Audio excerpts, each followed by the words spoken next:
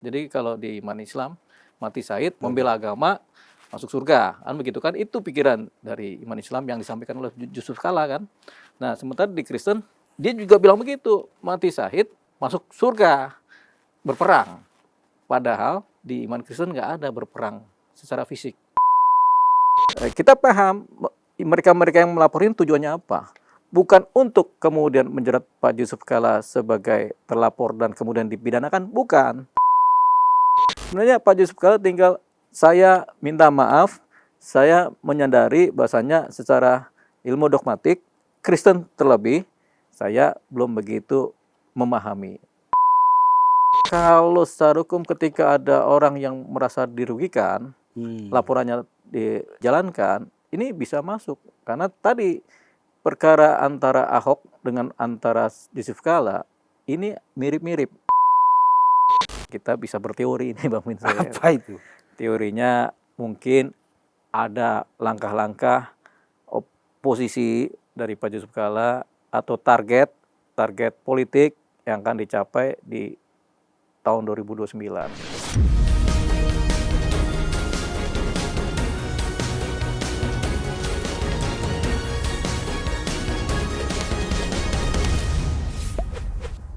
Selamat datang lagi Bang. Selamat. Ketemu terus kita di weekend ya. Selamat datang Bang Vincent. Selamat datang.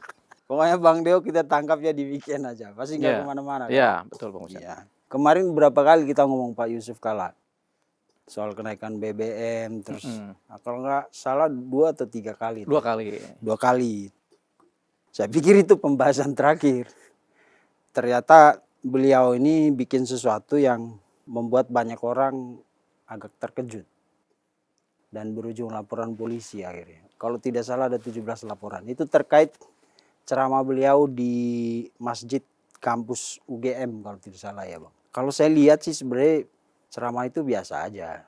Walaupun agak menjengkelkan karena Pak Yusuf Kala kan menyamakan syahid itu bahwa ada juga dalam agama Kristen. Yeah. Secara hakikat syahid itu nggak ada dalam agama Kristen. Kalau soal kemartiran itu orang yang meninggal bukan karena berperang melawan orang lain gitu, enggak. Bahkan orang yang menyerahkan nyawanya untuk jalan kebenaran gitu. Beda sebenarnya konsepnya, tapi ya saya mau dengar pendapat Abang dulu. Abang nonton kan ceramah itu? Yusuf Kala? Ya. Nonton. Itu bagaimana kesan Abang? Secara permukaan aja dulu Bang. Jadi kalau kita bicara tentang ceramah ya Bang Vincent ya, ceramahnya Pak Yusuf Kala Yusuf kan. Kala. Jadi secara konteks beliau menyampaikan konteksnya. Jadi nggak ada yang salah dalam pembicaraan dia, ceramah dia mengenai konteks, mengenai orang berperang, orang beragama berperang antara agama A, agama B. Kan contohnya kan mengenai peperangan di Poso, di Ambon. Gitu kan secara konteks ya. Tapi selain konteks ada yang namanya dogma. Jadi dogma ini nggak bisa kemudian ada dogmanya Islam, orang Kristen bicarakan dogmanya Islam, seolah-olah paham. Ada dogmanya agama Kristen, yang Islam ini membicarakan agama Kristen. Boleh sebenarnya mereka membicarakan dogma itu, tapi mereka harus belajar dulu tentang ilmu dogma agama kan, dogma iman kan, iman Islam bagaimana, iman Kristen bagaimana. Kan Bang Vincent udah bilang nih, kalau martir di agama Kristen, iman Kristen ada martir, karena banyak juga yang jadi martir kan. Artinya sampai ada rasul-rasul di iman Kristen yang menyebarkan Kristen dibunuh. Tapi tidak melakukan perlawanan. Jadi karena untuk kepentingan penyebaran iman, mereka rela dibunuh gitu, tanpa melakukan perlawanan peperangan. Nah, itulah dogma iman Kristen, di mana banyak sekali orang yang menjadi martir. Gitu, martir dalam penyebaran iman gitu, sehingga sampai akhirnya dihujat, dibunuh tanpa melakukan perlawanan. Ini kan contoh dari Yesus sendiri ketika di Taman Getsemani, dia kemudian ditangkap, kemudian digeret, diadili, kemudian disalib, begitu kan. Jadi ini adalah pengorbanan, ini disebut martir kan. Nah, Kristen tidak mengenal yang namanya syahid. Memang agama Kristen tidak mengenal yang namanya mati syahid, mati membela sampai syahid gitu, nggak dikenal. Jadi ini terkait dengan surga neraka nih. Jadi kembali lagi kepada iman orang percaya surga neraka. Jadi kalau di iman Islam mati syahid, membela agama, masuk surga, kan begitu kan? Itu pikiran dari iman Islam yang disampaikan oleh Yusuf Kala kan. Nah sementara di Kristen dia juga bilang begitu, mati syahid, masuk surga, berperang. Padahal di iman Kristen nggak ada berperang secara fisik. Kalau di Islam ada, karena Nabi Muhammad pun berperang kan, begitu secara fisik kan. Tapi ke Kristen Yesus nggak pernah mengajarkan berperang secara fisik. Yesus mengajarkan peperangan secara iman, melawan kejahatan secara iman juga, tapi tidak secara fisik ya. Jadi itu perbedaan konsepsi dogmatik antara Islam dan Kristen.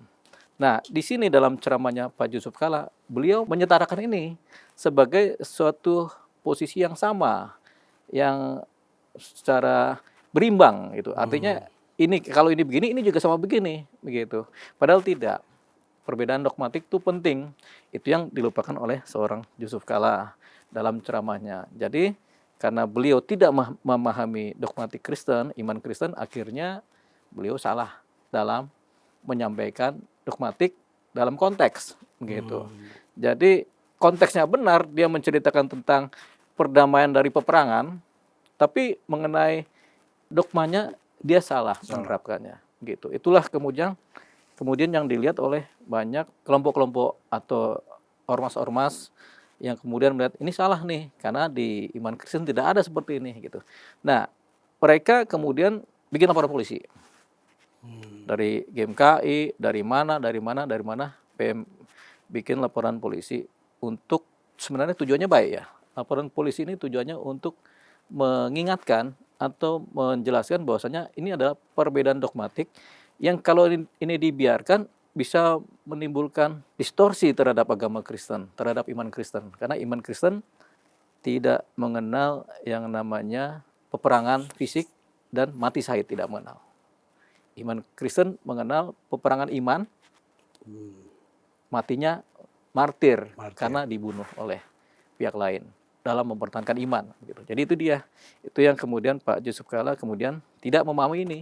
Gitu. Sebenarnya kalau Pak Yusuf Kala paham aja dogmatik Kristen, dia nggak akan bicara yang kemarin itu. Mungkin dia harus belajar Alkitab lah. Nggak apa-apa dia baca Alkitab, nggak ada persoalan kan? Karena banyak juga orang Kristen yang belajar Al-Quran. Yeah. Nah, dia harus belajar juga Alkitab supaya dia paham bahwa dogma-dogma itu nggak serta-merta setara.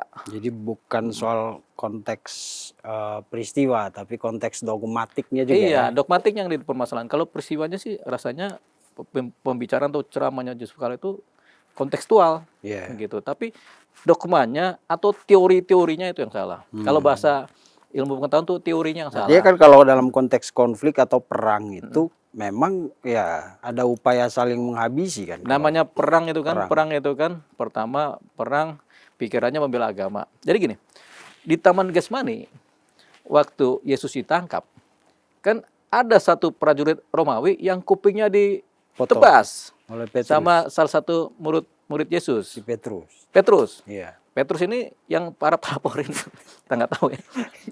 yang kepala rasul-rasul. Oh, kepala rasul. Iya, Petrus menebas. Jadi ketika Yesus ditangkap sama satu prajurit, kemudian dipotonglah itu kupingnya si salah satu prajurit ini yang nangkap Yesus kan oleh Petrus. Petrus nggak suka nih, lu ngapain nangkap bos gua kan begitu kan? Dipotonglah itu kupingnya kan. Tapi Yesus kan tidak mengajarkan tentang peperangan. Jadi dia bilang, stop, Petrus, kau ini udah gegabah kau ini. Ini kuping orang kau potong-potong aja gitu. Disambung kan lagi ya dalam akhirnya, cerita Alkitab. Iya, kali ini cerita Alkitab kan. Ya, kata Yesus, ini kupingnya nih aku sambung lagi. Ya. Dah, diberkatilah kau yang menangkap aku. Tapi kupingnya tersambung gitu. Ya. Gitu. Tapi si Yesus bilang, jangan kau bertindak itu lagi, Petrus. Itu bukan ajaran aku. Kata Yesus kan. Begitu. Ini bahasa kita ya. Ya. Kadang-kadang kita harus pakai bahasa kita sendiri ini untuk menceritakan Taman Getsemani kan. Ya. Nah itu tadi begitu. Jadi tetap aja dalam lingkungan orang yang mengikuti ajaran Yesus ada juga orang yang panasan, yang kemudian egonya sebagai manusia timbul sehingga melakukan langkah-langkah fisik terhadap musuh. Padahal Yesus bilang, kasihilah musuhmu, ya kan? Menampar pipi kiri kamu, kasihlah pipi kanan. Walaupun Yesus nggak bilang juga kalau udah pipi kanan ditampar ngapain lagi kan gitu. Nggak ada bilang begitu kan. Ini tentang ayat ya. Yesus bilang kalau ada orang tampar pipi kiri, kasih Berikan pipi kanan. Tapi kalau orang itu nampar pipi kanan kita, Yesus nggak bilang lagi tuh, selanjutnya ngapain. Nah, itu masalah interpretasi kan. Iya. Tapi kalau kita ikutin ajaran Yesus, udah berhenti, jangan ngapa-ngapain lagi. Tapi ada orang juga bilang, kan Yesus nggak bilang lagi kalau pipi kanan sudah ditampar, ngapain? Kan kehendak bebas jadinya kan. Gitu. Nah, memang Bang, kalau di Indonesia itu kan soal agama memang sensitif banget ya. Kita ingat kasus Ahok waktu itu, ada beberapa kasus-kasus juga ya kan. Yang saya bingung, kenapa Pak Yusuf Kala belakangan ini kok jadi banyak blundernya lah gitu.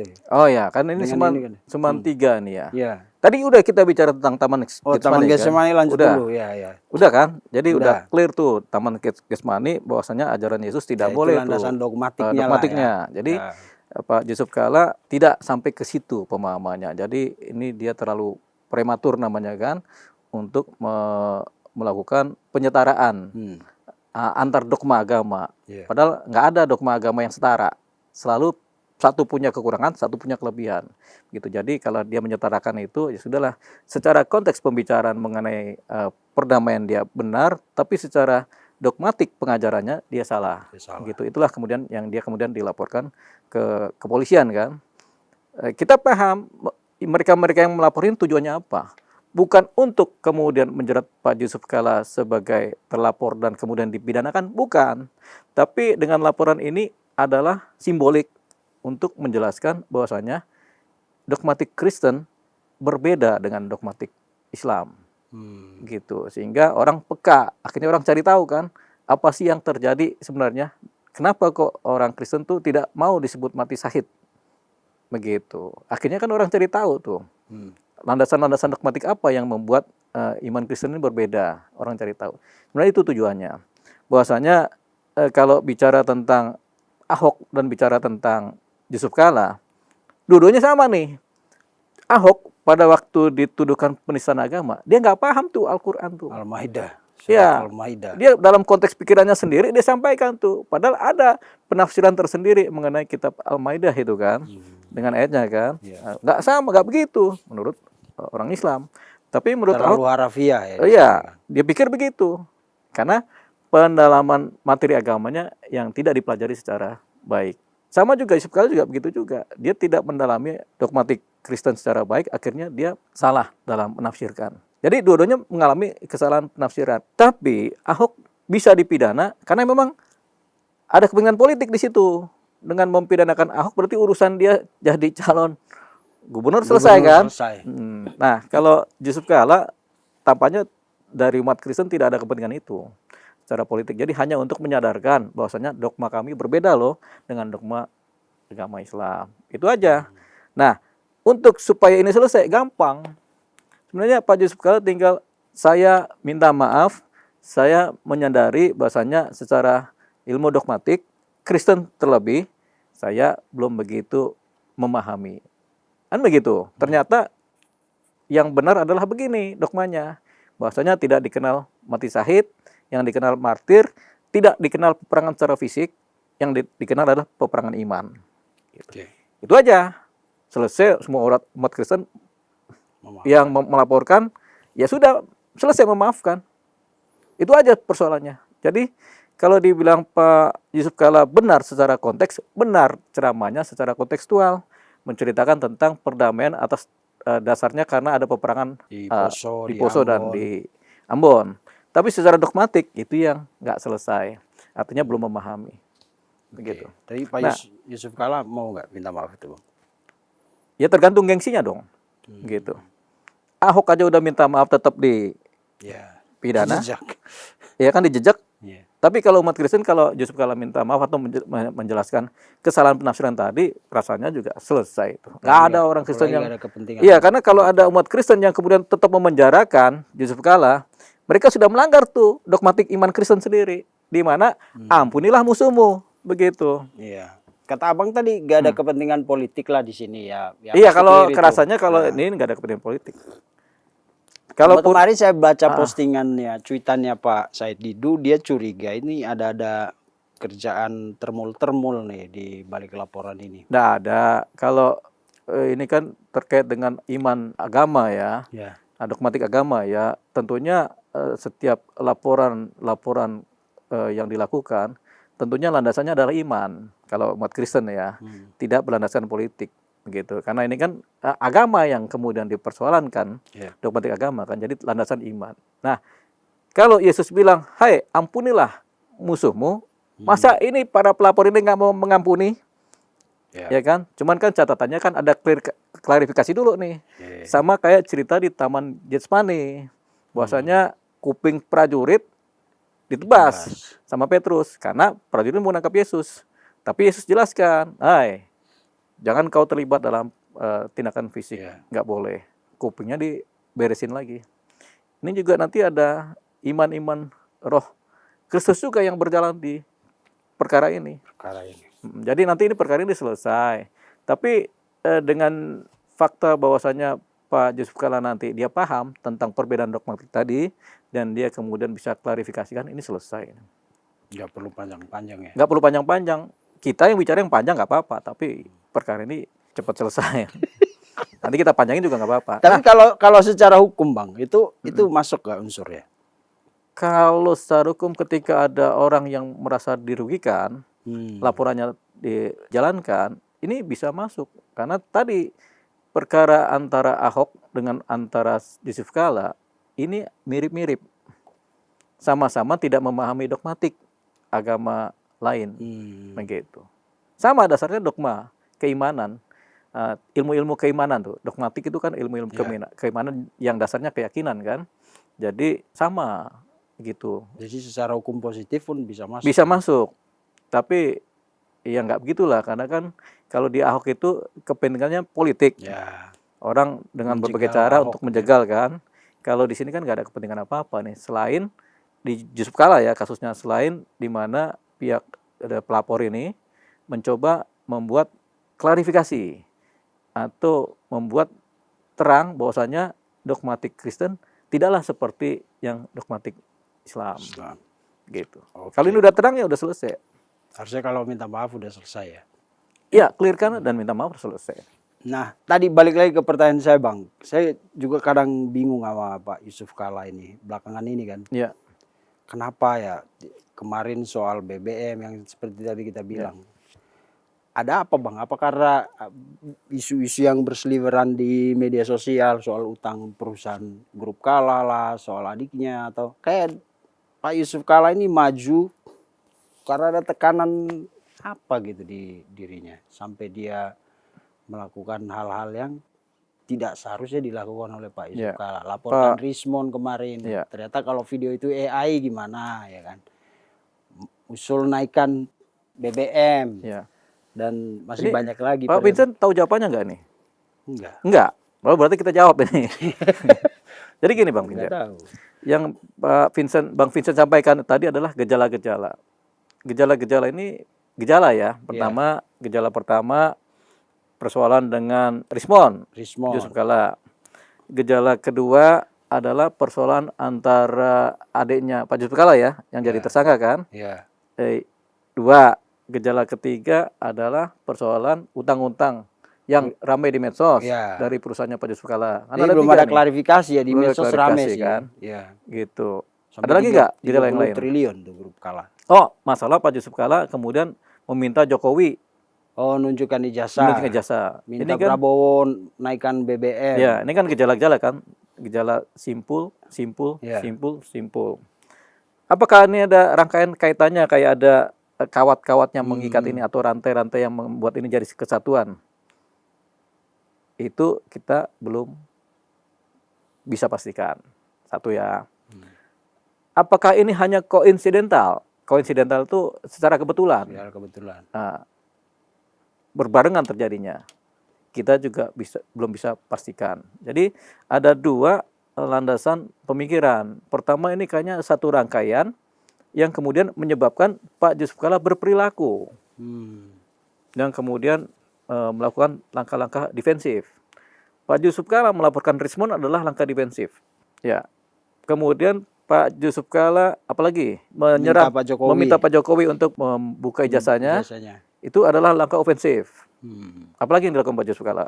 Pak Yusuf Kala menceritakan tentang peperangan, konflik. Iya. Itu adalah pekerjaan deklaratif, penyampaian, Iya. ya kan, proposisi kan. Yang keempat apalagi tuh mengenai kaitan hutang-hutang Pak Yusuf Kala, Yusuf Kala. yang ramai di medsos ya, hutang-hutang Grup Kala perusahaan. lah. Itu kan belum ada langkah, nggak kelihatan kan tindakannya apa. Tapi dengan 3 tadi, langkah defensif, langkah ofensif, langkah deklaratif, yang sifatnya sebenarnya tampaknya kita ambil pemikiran yang kedua, yaitu adalah kebetulan, koinsidental. Bahwasanya kebetulan fokusnya ke wilayah Pak Yusuf Kala aja nih. Sehingga orang berpikiran, mungkin pemikiran pertama nih, kayaknya ada sesuatu yang kemudian akhirnya Pak Yusuf Kala melakukan langkah-langkah ini yang kemudian bisa oleh orang ramai dianggap sebagai blunder. Iya. Termasuk Bang Vincent kan. Iya, Pemikiran ini kan kayaknya blunder ini kan. Ada apa dengan Pak Yusuf Kala? Padahal mungkin saja ini cuma keadaan kedua, di mana keadaan koinsidental 1, koinsidental 2, koinsidental 3, yang semuanya tidak berkaitan sebenarnya. Tapi dikaitkan karena figurnya sama, yaitu Pak Yusuf Kala. Oke. Termasuk ketika dia mengatakan akan ada chaos besar di Juli Agustus. Nah, itu ofensif. Untuk apa dia ofensif? Berarti kan ada 2 ofensif kan. Iya. Pertama mengenai jasa Jokowi, kedua mengenai ada chaos. Di bulan Nah, Juli kalau Agustus. itu, kalau ada 2 ofensif, kita bisa berteori nih Bang Vincent. Apa itu? Teorinya mungkin ada langkah-langkah oposisi dari Pak Yusuf Kala atau target politik yang akan dicapai di tahun 2029. Tapi ini teori. Tapi bukannya kalau 2009 bukannya terlalu dini kalau beliau keluar untuk sampai turun gunung gitu loh Bang? Terlalu dini? Ya enggak ada yang terlalu dini.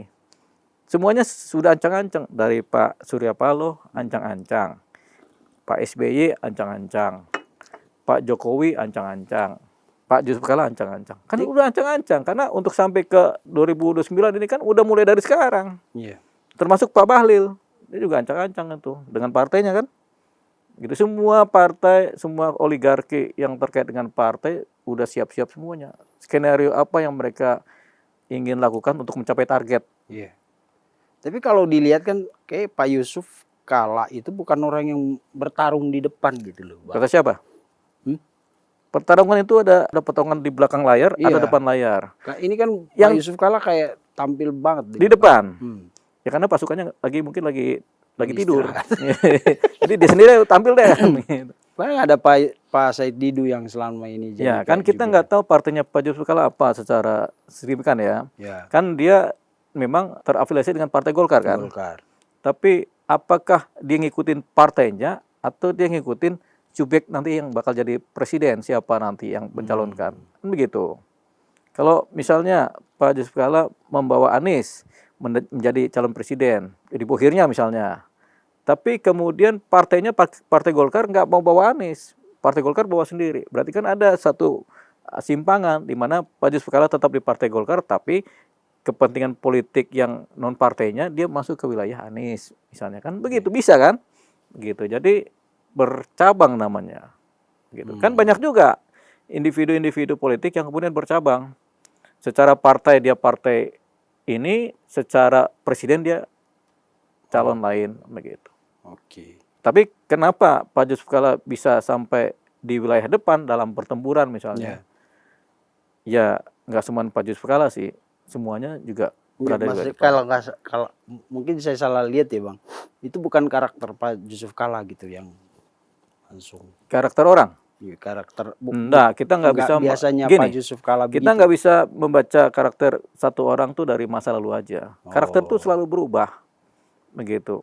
Karena karakter ini kan fundamen, tapi dia bisa berubah mengikuti selera politik, begitu. Jadi namanya kepalsuan karakter namanya. Kita pikir karakternya A, ternyata kenapa karakternya C, begitu kan? Sebenarnya ada karakter dasar yang fundament, yang kemudian terbentuk dari masa kecil. Misalnya orangnya introvert atau orangnya extrovert. Tapi dengan rekayasa karakter bisa dibentuk itu menjadi yang tadinya kita introvert menjadi extrovert seolah-olah kan begitu. Tergantung target. Kalau targetnya politik apa, ya sudah berarti kita ikutin tuh. Kita tadinya orangnya pendiam, kita berubah menjadi orang ceria. Contoh ini sederhana, waktu Pak Prabowo mencalonkan diri menjadi calon presiden kemarin. Dari karakter yang sifatnya Militeristik, tentara kaku, menjadi karakter yang sifatnya gemoy. gemoy. Itu kan perubahan karakter, ya kan? Ini tuntutan politik. Tuntutan gitu ya. politik. Sama juga dengan seorang Pak Yusuf Yusuf Kala Kala juga pasti sama juga. dapat Jadi punya orang yang tuntutan masuk politik sekarang. itu banyak hipokritnya, Iya. banyak munafiknya. Orang yang masuk politik ya, yang Iya. ini ya, banyak. Karena apa? Karena dari yang tadinya begajulan tiba-tiba jadi alim banget. Alim. Dia tiba-tiba suka ke pesta, suka karaoke, suka apa, tapi pas masuk politik tiba-tiba pakai kopiah, foto anggun, bicaranya berwibawa, kan begitu. Itu yang namanya adalah pencitraan. Kalau bahasa umumnya kan gitu. Oke. Lalu Bang, tadi saya sempat singgung soal cuitan Pak Said Didu yang mencurigai ini kayak kerjanya relawan Jokowi. Nah, ini mungkin kecil ya, tapi kan selama ini kalau kita lihat begitu Pak Said Didu muncul ke permukaan, itu kan yang selalu disinggung adalah bagaimana posisi mereka terhadap Pak Jokowi. Misalnya negara ini rusak karena Pak Jokowi, ada WUS, ada utang dan lain-lain. Termasuk bagian dari yang katanya pesan Pak Yusuf Kala waktu itu ke Said Didu. Kita pernah bahas ini, yang soal komunikasi kalau selevel kan mestinya Pak Yusuf Kala sampaikan. Sepertinya ada konflik terselubung nih antara kubu Solo sama Makassar ini. Menurut Abang? Bentar, kubu Solo itu Pak Jokowi. Ya. Kubu Makassar itu Pak Yusuf Kala. Itu kata siapa Makassar, itu, Bang Vincent? Kata siapa tuh? Ya kata saya, Bang. Oh, ya. Ini istilah saya kan Pak Said Didu Makassar. Oh iya. Ya. Nah, jadi begini. Ada kalau mereka sering sebut geng Solo. Kalau kita prejudis atau kita berpraduga, begitulah adanya. Tapi ini kan kita berdua praduga kan, sama juga kita praduga sama. Karena dari itu aja, kalau Pak Said Didu itu kan ngomong apapun ujung-ujungnya ini gara-gara Solo nih, gara-gara Jokowi, gara-gara. Nah jadi ini akarnya mungkin sakit hati atau ketidaknyamanan atau ketidakpuasan di masa lalu. Karena antara Pak Jokowi sama Pak Yusuf Kala itu kan pernah presiden dan wapres. Bergabung mereka membawa bendera Jokowi JK adalah kita. Adalah mereka. Adalah kita lah. Itu kayak yang ngomong mereka kan, adalah mereka. Gitu. Kita nggak mau tuh gabung sama mereka tuh. Jadi Jokowi JK adalah mereka kan gitu, bukan kita ya. Gitu. Jadi begitu. Jadi mungkin itu ada keretakan di situ yang terbawa-bawa sampai sekarang. Artinya nggak apa-apa lah yang naik siapa, tapi jangan si Jokowi. Nggak apa-apa lah yang naik siapa, tapi jangan si grupnya JK. Kan begitu. Akhirnya mereka bertempur sendiri, yang untung gajah sama gajah berantem, yang untung pelanduk. Mati pelanduknya Bang? Enggak, ini pelanduk yang untung ya. Gajah sama gajah berantem. Karena mereka berantem sendiri, pelanduknya lari ke bawah nih.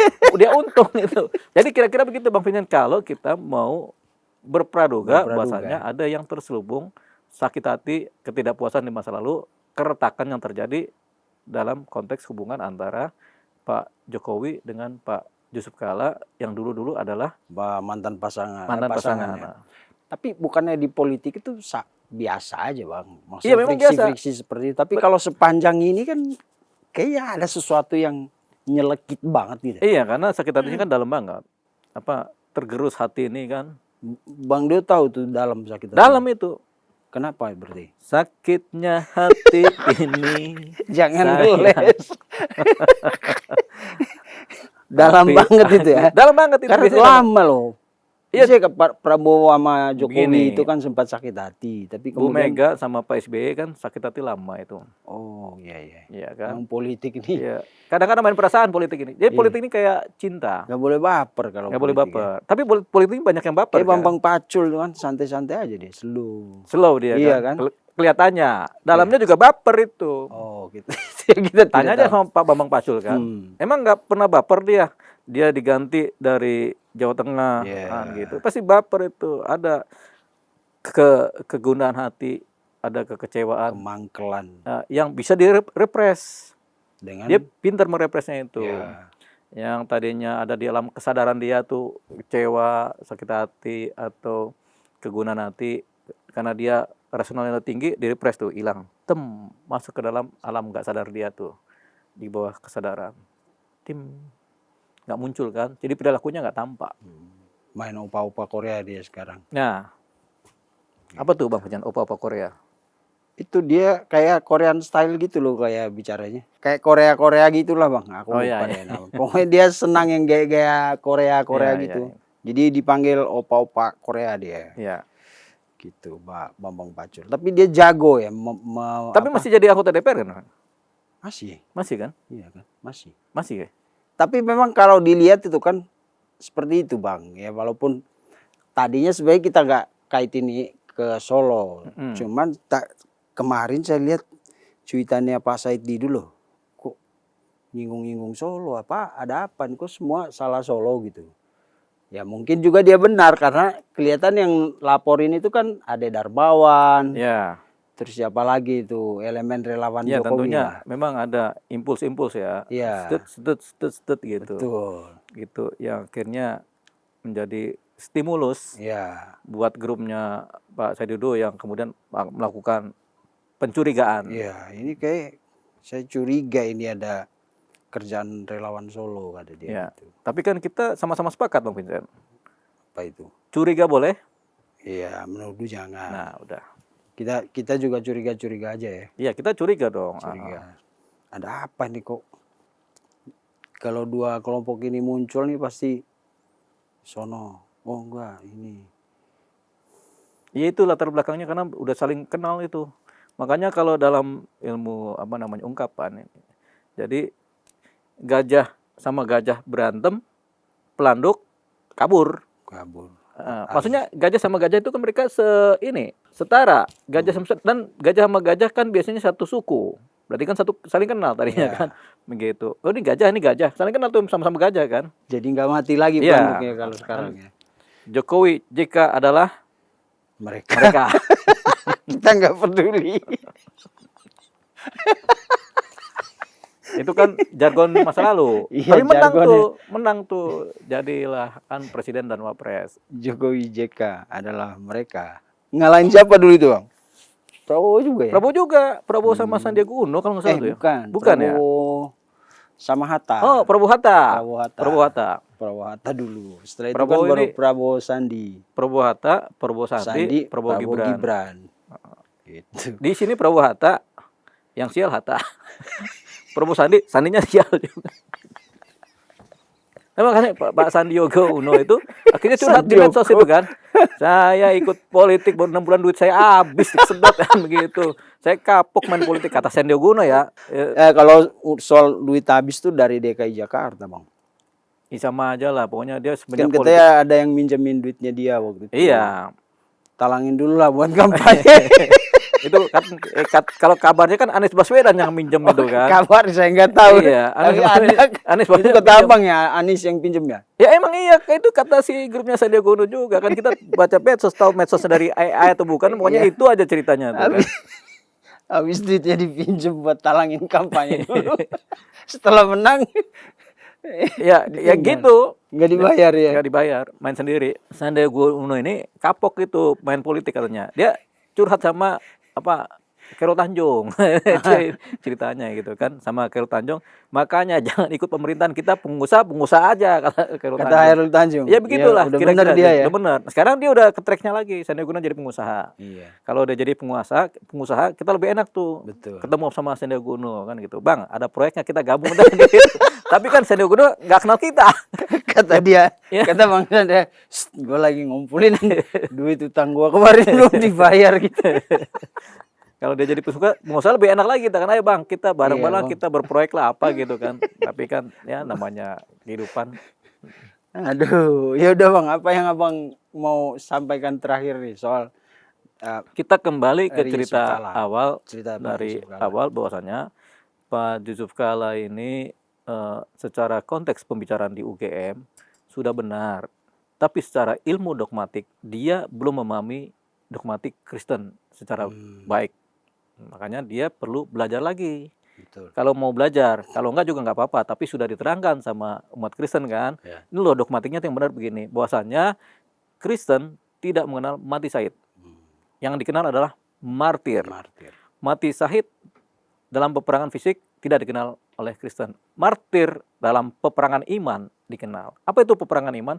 Adalah menyebarkan iman tapi tanpa peperangan fisik, Ya. tanpa kita pakai pedang. Gitu aja. Walaupun mengorbankan nyawa. Iya, itu martir tadi. Ya. Oke. Untuk Pak Sandiaga Uno. Pak Sandiaga Uno, jangan main politik lagi. Kalau bisa jadi pengusaha yang baik supaya tambah kaya-kaya kekayaannya. Iya, gitu. betul. Kalau ada proyek bagi-bagi. Bagi-bagi kita, kan. ke kita yang susah-susah ini Tapi sampai sekarang. keren kalau kita bisa ngobrol sama Bang Sandi di sini. Oh iya. Iya. Nanti kita coba cari ya, Bang. Coba Bang. Iya. Itu juga kalau dia mau ya. Kayaknya udah trauma kali dia. Podcast politik lu. Gitu. Iya. Gue udah nggak mau di politik. Padahal kita kan nggak ngomongin politik kan. Iris tipis-tipis. Oke, terima kasih Bang Terima Deo. kasih, Bang Vincent. Pemirsa, nantikan obrolan saya dengan Bang Deo di episode selanjutnya. Pasti kita pengen kan ekspresinya. mengedepankan estetika disampaikan. Jelas tadi mendengarkan.